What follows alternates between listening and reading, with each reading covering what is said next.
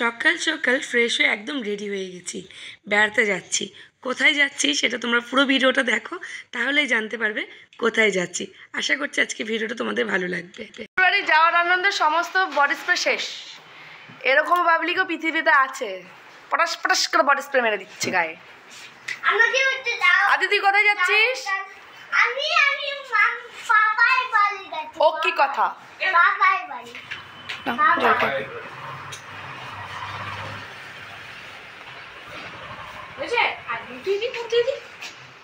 Good morning everyone, কেমন আছো সবাই? আশা করি সবাই খুব ভালো আছো, সুস্থ আছো। আমিও খুব ভালো আছি। সকালবেলাতে ডালিয়া রান্না হচ্ছে, এটা খেয়েই আজকে বেরোবো। যাচ্ছি বাবার বাড়িতে কৃষ্ণনগরে। তো ডালিয়া রান্না হচ্ছে, আদির জন্য করেছে ম্যাগি, মুন বানিয়েছে। আর এদিকে ডালিয়াটা মুনই করছে, আমি একটুখানি দেখে নিলাম। আর ওর রান্না বান্না আজকে কমপ্লিট হয়ে গেছে। এই দেখো সমস্ত সবজি দিয়ে একটা নিরামিষ তরকারি রান্না করেছে। আর এই দিয়ে আজকে ওরা দুপুরে লাঞ্চ করবে। রেডি হয়ে গেছি, সব গোছানো কমপ্লিট হয়ে গেছে, খাওয়া দাওয়া কমপ্লিট।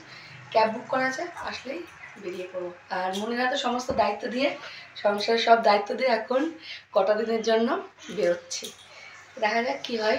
চলো রাস্তায় বেরিয়ে কথা হচ্ছে। হাতিয়ে গেছি, এই যে সব কিছু দায়িত্ব দিলাম, ঠিক আছে?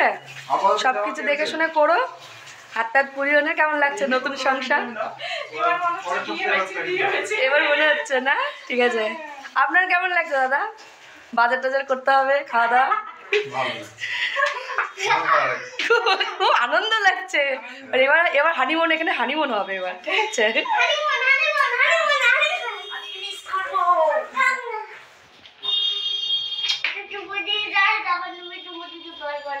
সুন্দর করে শ্বশুর বাড়ি যাচ্ছে, কেমন লাগছে? নতুন যাচ্ছি তোমার তো ভালোই লাগছে, গিয়ে তো রেস্টটা। আমি জঞ্জাল আবার বললে তুমি?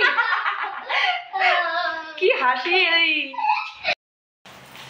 মন বলছে এই রান্নাঘর ছেড়ে যাবো অনেক দিন পর, এবার সংসারের সব দায়িত্ব ফেলে আমি বেরিয়ে পড়ছি বাবার বাড়িতে।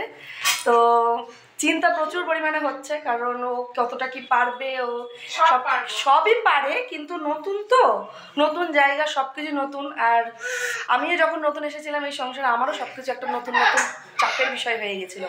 ওরও সব কিছু নতুন, তারপরে আমি থাকছি না। তাছাড়া তো ওর এমনি অভ্যাস আছে, কারণ ও মেসে পড়াশোনা করেছে, হোস্টেলে থেকেছে, ওর অভ্যাস আছে। কিন্তু তবু আমার একটা কেমন একটা ভয় ভয় লাগছে। তাই তো ব্যাপার, সংসারের সব দায়িত্ব টায়িত্ব দিয়ে এখন বেরোচ্ছি বাবার বাড়িতে। তাড়াতাড়ি চলে আসবো, বেশি দিন থাকবো না, কারণ মনের টানে আমি দৌড়াবো। এখনও পাঁপড় ভাজবে, ভাইকে খেতে দেবে, ভাই যাবে অফিস।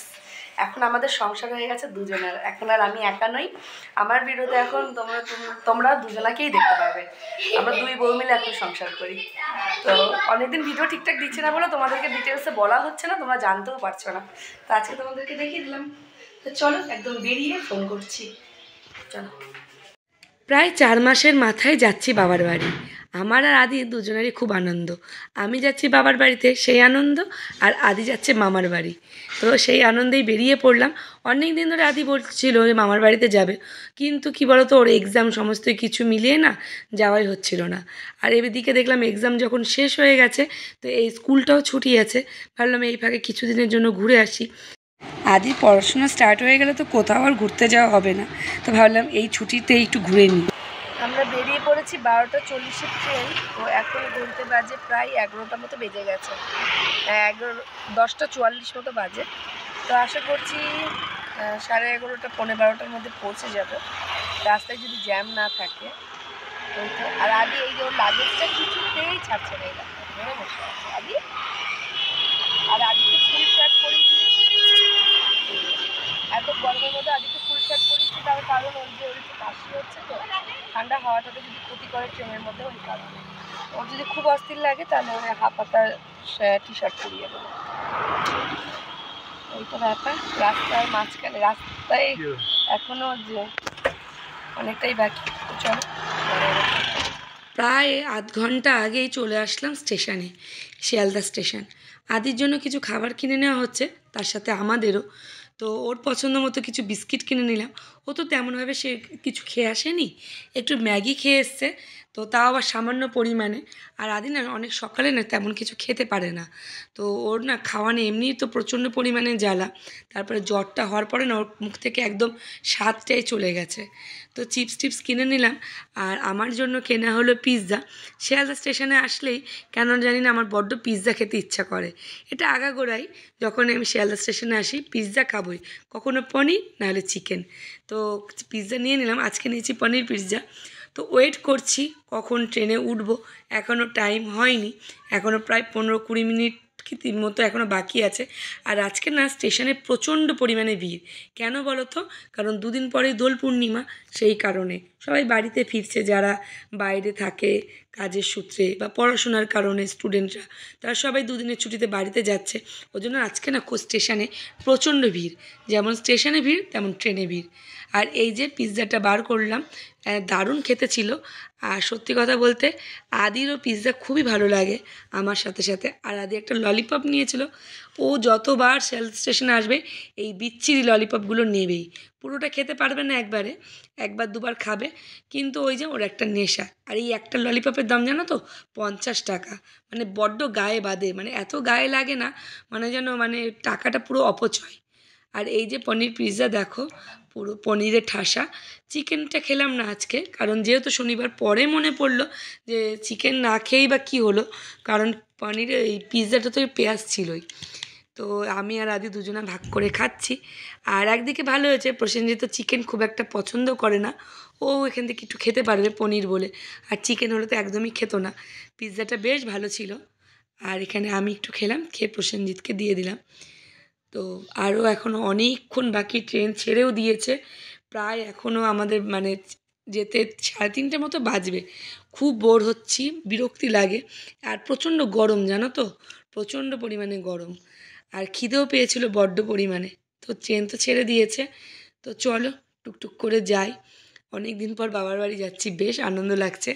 আর আদিরও খুব আনন্দ লাগছে, আদি জানলার ধারে দাঁড়িয়ে দাঁড়িয়ে এরকম সব বাইরের দৃশ্যগুলো দেখছিল। আর আজকে আমাদের সিটটা না জানলার ধারে পড়েনি, ওই জন্যই খুব প্রবলেম হচ্ছিল। তো যিনি জানলার ধারে বসেছিলেন সে একটুখানি জায়গা করে দিল, ওখানে দাঁড়িয়ে দাঁড়িয়ে আদি বাইরের দৃশ্যগুলো দেখছিল। ছোটোবেলাতে এরকম আমরাও দেখেছি, বেশ ভালো লাগে, তাই না? তোর কেমন লাগছে মামা বাড়ি যেতে? খুব খুশি বুঝি তুই? খুব আনন্দ। প্রসেনজিৎকে বলছে কেমন লাগছে শ্বশুর বাড়ি যেতে? এত পাকা পাকা কথা, বাপরে বাপ। ট্রেন থেকে সবে নামলাম, নেমে গিয়ে করতে করে যাচ্ছি, 3:30 মতো বেজে গেছে, ট্রেন লেট ছিল। চলো বাড়িতে। হ্যাঁ, কালীনারায়ণপুরে অনেকক্ষণ দাঁড়িয়ে থাকতে হয়েছে, বাড়ি গিয়ে একদম ফ্রেশ হয়ে কথা হচ্ছে।